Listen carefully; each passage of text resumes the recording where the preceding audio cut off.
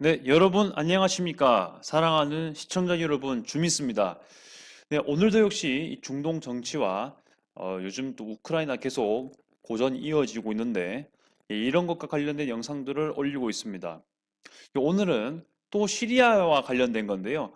지난 영상은 시리아의 어떤 일부 시민들, 특히 반정부 세력들 중심으로 우크라이나에게 어떤 도움을 주는 뭐 정보라든지 이러한 도움을 주는 게 있었다면 미디어라든지 이번에는요 러시아가 시리아에 있는 어떤 전투원을 모집을 해서 우크라이나 전쟁에 그 참전하게 하려는 그런 뉴스가 오가고 있습니다. 어떤 내용인지 한번 보도록 하겠습니다. 일단 우크라이나 전장에 차출할 시리아인을 모집하는데 러시아가 모집하고 있다라는 소식입니다. 타임스 오브 이스라엘 3월 8일에 현지 시각으로 나온 것에 의하면 미 국방부가 말하기를 푸틴 대통령이 우크라이나 전장에 데려오기 위해 모집 임무 수행 중이라고 밝혔다라고 하고 있습니다. 여기에는 분명 시리아인이 포함이 되어 있다고 보고 있는 거고요. 자, 그리고 우리 그 저명한 또 저널이죠. 월스트리트 저널에서는요. 미국 대표들이 2월 24일 키이우는 키예프라고 러시아 발음으로는 키예프고 우크라이나 원어 발음으로는 키이우, 크이우 이렇게 발음을 한다고 합니다.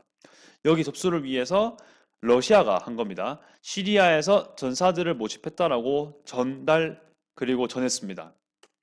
그리고 그 미국 한 관리는 일부 전투원들이 이미 러시아에서 우크라이나 전쟁에 합류할 준비가 되었다라고 밝혔고, 하지만 얼마나 모집했는지는 즉시 밝혀지지 않았지만은 그렇게 준비가 되어 있다라고 밝혀는 그런 모습이 전해지고 있습니다.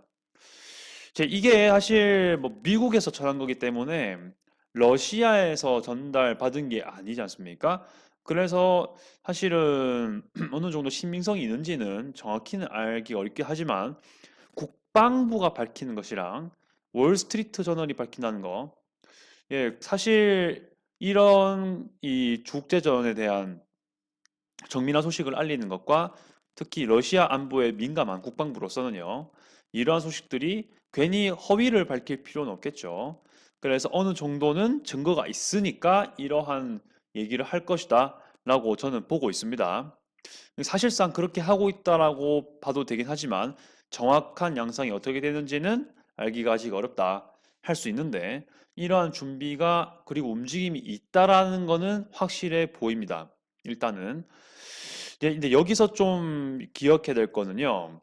일단 시리아인 같은 경우는 현재 11년 동안 시리아 전쟁에 개입을 당했죠. 그 러시아라든지 다른 나라에 의해 가지고 개입을 당한 상황에서 필히 전쟁을 할 수밖에 없던 상황이었습니다.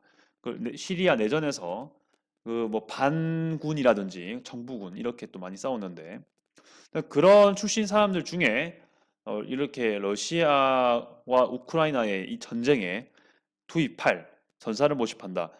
지금 러시아 군의 행태를 보면요. 화력이 매우 강하다고는 우리가 잘 알고 있지만 문제는 전투 경험이 그렇게 해박하거나 깊진 않다라는 평가를 받고 있는 것 같습니다. 특히 미군의 활동과 어떤 그런 양상들과 비교해 봤을 때 좀 차이가 나긴 하죠. 좌우지간에. 그래서 좀 더 전쟁 경험이 실제적으로 오래 있었던 시리아 사람들을 모집한 게 아닌가. 즉, 전투 경험이 많은 필히 그런 부분이 아닌가라는 생각이 들고 있습니다. 좌우지간에 좀 이 두 나라만의 전쟁은 아니고 실제로 무기 지원을 떠나서 실제로 우크라이나 땅을 밟아서 전쟁에 참여하는 국적들이 다양해지고 있는 것은 사실인 것 같습니다. 계속 타임즈 오브 이스라엘 계속해서 새롭게 나오는 내용들인데요. 같은 기사에 있습니다. 외국인 출신 전투원들은 이미 양측에서 우크라이나 전쟁에 가담했다라고 소식이 전해지고 있습니다. 좀 더 볼게요. 체첸 전투원들이 우크라이나 공격에 합류했고 그리고 일부가 전투에서 사망했다라는 소식이 전해지고 있습니다. 과로 내용은 제가 알고 있는 내용을 좀 적어놨는데요. 체첸은 기존 러시아 내 반군 세력이었다고 알려졌죠. 네, 체체는 실제로 1, 2차일 거예요. 그런 뭐 크게 보면은 2차 정도의 큰 분쟁을 계속 겪었습니다. 러시아와 체첸이요. 체첸은 여기 보시면은 그 흑해하고 그 카스피해가 있지 않습니까? 여기 터키가 있고요. 여기에 이제 아주 유명한 카프카스 산맥이 있는데 여기가 아주 그 알프스만큼이나 아주 그 수려한 어, 그런 경관으로 유명한 곳이고요. 뭐 제가 알기로는 여기가 와인이 그렇게 걸쭉하고 맛있다라고 들었습니다. 제가 뭐 먹어본 적은 없는데 아무튼 뭐 그렇다는 정보가 있는 곳인데요. 특히 조지아가 그렇다고 합니다. 참고하시고요.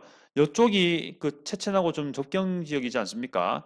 조지아가 사실 여기랑 좀 골머리를 앓고 있다고 들었는데 아무튼 이 체첸 세력들이 좀 이슬람 계열이 좀 있잖아요. 아무튼 러시아와 좀 분리 독립하려는 그런 세력들이었는데 지금은 그 중에 상당히 꽤 되는 숫자들이 우크라이나 공격에 오히려 참여하고 있다는 소식이 전해지고 있는 게 좀 신기하게 느껴지긴 합니다.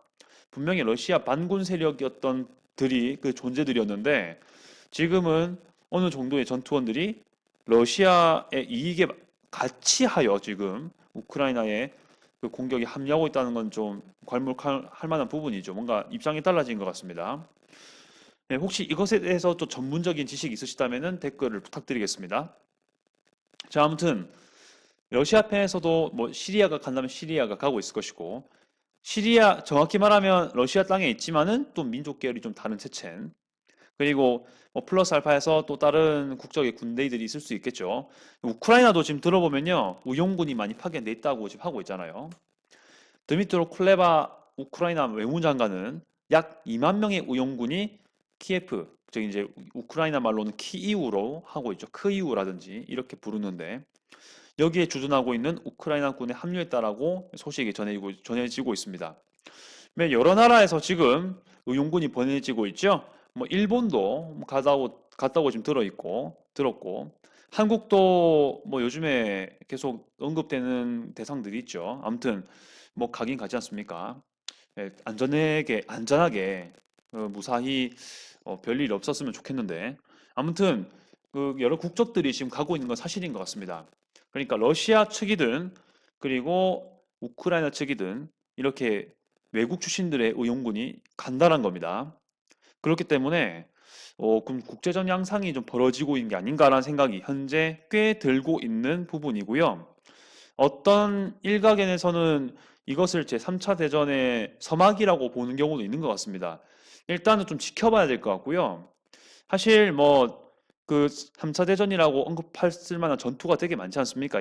전쟁이 되게 많잖아요. 2차 대전 끝난 다음에 뭐 중동 전쟁 말할 것도 없고요. 중동 전쟁 4차례 있었지 않습니까? 많은 나라들이 개입을 했고 중동 내에 많은 국가들이 싸웠습니다. 근데 이게 3차 대전으로 불리진 않죠. 자, 그리고 베트남전 마찬가지죠. 거기도 많은 군들이 파병이 되었지 않습니까? 다른 거 말할 것도 없습니다. 제일 중요한 거 한국 전쟁. 6.25 전쟁도 사실 유엔군 파견되었고 여러 가지 나라들이 개입을 많이 했지 않습니까? 싸우기도 했고요. 사실 그래도 그게 3차 대전으로까지 얘기는 하지 않죠. 일반적으로. 이런 전쟁도요. 지금 우크라이나 전쟁도 그런 맥락으로서 보면 되지 않을까. 이게 현대전의 전형적인 이 한 나라가 두 나라만이 싸우진 않는 그런 전투의 성격을 보여주는 것 같긴 하지만 좀 더 러시아의 행태에 따라서 어떻게 달라질지는 좀 지켜봐야 할 것 같습니다. 지금 러시아가 보면요. 그러니까 제가 봤을 때는 러시아 정부의 결정이 매우 중요한 것 같습니다. 이거는 좀 시대도 다르고 공간도 다르지만 조금의 예를 들어보면 일본 같은 경우는 물론 자원이 많은 나라가 아니었죠. 2차 대전이 발발했을 때 태평양 전쟁을 일으킬 때요. 그 진주만 공습으로 일본의 상황이 딱 지금하고 좀 비슷하긴 해요. 왜냐하면은 ABCD 포위망을 통해 가지고 그 미국 A, 영국 B, 그 중국 C, 네덜란드 D 이렇게 돼 있잖아요. 이 네 나라가 이 일본을 포위했고요. 자원을 완전히 끊어버렸죠. 금수 조치를 내렸습니다. 미국 중심으로 해가지고요. 그래서 일본은 더 이상 자원을 수입받지 못하는 그런 큰 위기를 겪고 있었던 상황이고 러시아도 지금 마찬가지로 물론 러시아가 뭐 석유, 천연가스 꽤 많이 나긴 하지만 그래도 주변에서 이 천연가스 안 사겠다 뭐 이렇게 하면서 뭐 유럽 특히 미국을 중심으로 그좀 금수 조치가 좀 들어가 있지 않습니까? 그리고 해외 자산 동결 이런 경제적인 압박도 지금 제가 봤을 때 이란보다 더 세게 하는 것 같아요. 대이란보다. 이란 정책, 이란을 통한 경제 제재보다 더 세게 하는 것 같은데 아무튼 뭔가 고립을 시키는 부분이죠. 근데 그때 일본은 전쟁을 선택했고요. 러시아는 지금 뭘 택할지가 중요합니다. 네, 그런데 특히 푸틴이 좀 영향이 크지 않습니까?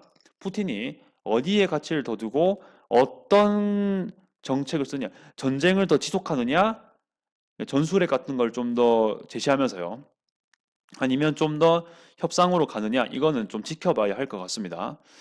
근데 아무리 우크라이나가 지금 전장에서 뭐 노획도 많이 하고 승전도 많이 하고 원자력 발전소도 지금 사실 러시아군이 철수했다고 철수 도주라는 표현도 하던데 그랬다고 하잖아요. 지금 중요한 원자력 발전소가 있는데 그럼에도 불구하고 아직도 수적으로 우세한 건 러시아군입니다. 그리고 무기수도 그렇고요. 아무튼 그리고 무엇보다 러시아는 핵이 있죠. 우크라이나는 없지만. 아무튼 이제 물론 우크라이나도 해구산 논리에 따라 좀 동맹 어떻게든 동맹을 형성해가지고 할 행보도 없지 않아 있겠지만 가능성은 있지만 그래도 두 나라만 봤을 때는 러시아가 아직도 전력으로는 좀 우세하죠. 네, 그래도 우크라이나가 진짜 이번 전쟁에서 큰 고전을 하고 있기 때문에 국제사회는 절대 무시하지 못할 겁니다. 우크라이나가 좀 더 잘, 이 국민성에 따라, 애국심에 따라 우크라이나 국가가 잘, 그만큼의 대가가 있었으면 좋겠습니다. 잘 생존됐으면 좋겠습니다. 최대한 민간인 피해가 없었으면 좋겠고요. 더 이상 피해가 없었으면 좋겠습니다. 좀 말이 샜는데, 아무튼 간에 지금 우크라이나와 러시아 전쟁 양상이 국제전으로 가고 있는 건 분명해 보이는데 이제 뭐 1, 2차 대전만큼의 규모로 가려면은 좀 아직은 좀 지켜봐야 된다라는 거고 그 과정에서 일본 옛날 그 2차 대전 직전의 일본의 상황으로 좀 비교해 봤고 그 역시 결국에는 그 일본도 그때 군국주의 그 정부의 제국주의 정부의 결정에 따라 이게 전쟁이 됐잖아요. 역시 이번에도 그럴 겁니다. 푸틴의 선택이 어떠냐에 따라 푸틴과 그 러시아 고위급 관리의 입장이 어떠냐에 따라 달라질 겁니다. 어쨌든 그렇게 볼 수 있습니다. 예. 좀 더 여러분의 생각이 또 있으시다면 댓글을 또 부탁드릴게요. 자, 이렇게 해서 좀 말씀드리고요. 한 가지 더 주제를 언급하겠습니다. 또 같은 기사에서 계속 나오는 부분입니다. 심각한 난민 위기라고 얘기하고 있는데요. 거의 2주 지금 13일 정도, 14일 정도 됐죠. 2주 근 2주인데 150만 명 이상이 우크라이나를 탈출했다라고 소식이 전해지고 있습니다. 유엔이 밝히기를 제2차 세계대전 이후로 가장 빠르게 유럽에서 가장 빠르게 커지는 난민 위기라고 부르고 있습니다. 지금 2주간 150만 명, 15만 명도 아니고 150만 명이란 건요. 뭐 서울 인구의 10분의 1이라고 생각하면 조금 실감이 덜 날 수도 있는데 150만 명 우리나라로 치면은 경상북도 인구의 절반 이상이고요. 그리고 150만 명 대전 인구가 다 나간다고 생각하시면 될 것 같습니다. 네, 그래서 적은 규모는 절대 아니죠. 네, 그렇게 보시면 될 것 같습니다. 아무튼 뭐 우리나라의 일개의 광역시 인구가 지금 100%다 나간 느낌이라고 보면 아주 심각하다는 걸 알 수 있죠. 네, 부산행도 아니고 그렇죠. 아무튼 뭐 그렇게 아주 심각한 상황이다 볼 수 있는 부분입니다. 자, 이것도 하나의 논란이 될 수 있는 그런 상황이고 이제 이런 것 때문에 어부지리일지도 모르겠지만 시리아 난민들이 또 이 우크라이나에 좀 그 동질의식이라든지 뭐 동명상련 이런 걸 느낄 수도 있고 아무튼 그렇습니다. 국제 난민의 어떤 한 역사를 또 만들게 되는 거죠. 정말 애석할 수밖에 없는 일이긴 합니다. 아무튼 우크라이나를 위해서 계속 기도해야 될 것 같습니다. 우크라이나의 사실 무고한 시민들 알겠습니까? 네, 그런 거를 좀 많이 생각해야 될 것 같습니다. 아무튼 이번 영상은요, 러시아가 시리아 사람들 중에 우크라이나로 투입할 용병을 뽑고 있다라는 것을 알려드리는 것이고요. 미국의 입장에서요, 밝혔을 때. 그게 어느 정도 신빙성이 어느 정도는 증거를 가지고 있을 것이라는 얘기를 드렸습니다.